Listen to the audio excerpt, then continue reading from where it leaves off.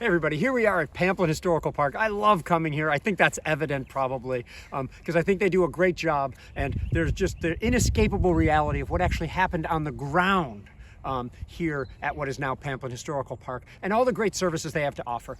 Certainly justify a video. If you haven't been, you should come, and I hope we'll convince you of that in just a couple of minutes here. And if you have been, come again. They're always doing new stuff. So let me bring on Tim Talbott, who among many other things is in charge of visitor services here at Pamplin Historical Park, also a hell of a historian. So Tim, first of all, what's off in the distance behind you? Where do you start when you come to Pamplin Park? So when you come into the park, the first thing you're going to enter is the National Museum of the Civil War Soldier, and we have a wonderful permanent exhibit in there called Duty Called Me Here. It talks about the common soldier in the Civil War, which uses some really cool technology to learn about what your average Civil War soldier is going through on a day-to-day basis. Good. And what I wanted to say is I have a list. Yes, I keep a list of my top Civil War experiences, and 2 of my top 10 have occurred in and around this park right here. The first of which was when this museum first opened in 1999. There was this exhibit where, I don't want to say too much, but where you feel like you're sort of in a battle. I mean, nobody wants to be that real, you know, but if you feel some, shaken ground and sort of experience something there, it's called Trial by Fire. I highly recommend it. So then you finish at that facility, and then you come out and you're greeted with what you can see behind us here. Yeah, so you'll come to Tudor Hall Plantation, which is the White House on the hill, built in 1812, and this farm was all owned by the Boysaw family, mainly growing tobacco. So over there we tell some of that difficult history about enslavement, what was life like on plantations, and Southern history, those sort of things.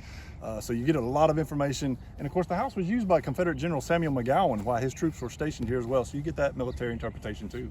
I think this is great too, because one thing we'll talk about, and we'll leave this for the end probably, is that there's actual earthworks in the park, but what you have here behind here are not actual earthworks. Rather, you can see where it's sort of an amphitheater here, and I've seen groups of buses of school children lined up here while you do things here. What is this? Yeah, so this is our fortification exhibit. We do have the original Confederate earthworks that run through the park here, but after 150 years of erosion, they're not quite as impressive as what they were at the time. So we've built this to give our visitors a better idea of what these soldiers were both attacking and defending.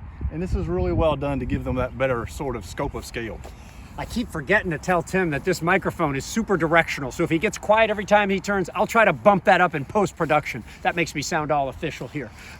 Moving over here just a little bit further, there's a couple of things. You can see sort of a soldier's encampment, and then beyond that is, God, I know I just seem to be gushing over the place. I swear I don't get any money or any benefit for hawking this place, but I just love it. There's also an adventure camp over there, an actual adventure camp where you can live, especially kids, but adults too. I've loved it, like a Civil War soldier for a while. So talk about those 2 things, if you will. So yeah, our Civil War adventure camp is over at the Hart Farm, and what we do over there is make it sort of an immersive event, like Gary said.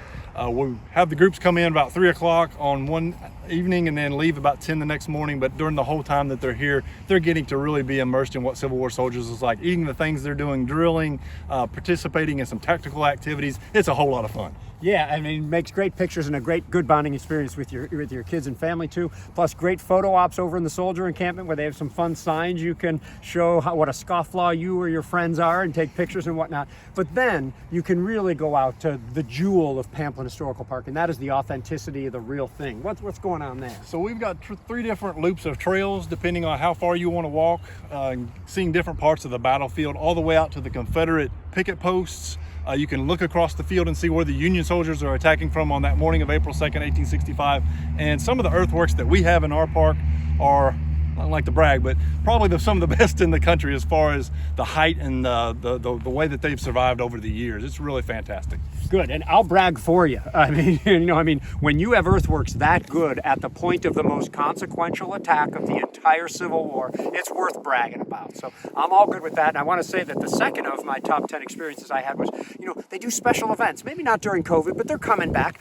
Where every year on the anniversary, they would have a special event. Once in a while, they'd go out at 4:30 or 5 a.m. pre-dawn. I mean, we must be nuts how into this stuff we are. And you've read in books what it's like to fight at night or fight in the early morning where you can't see anything, but all you can see is the flashes of the muzzles.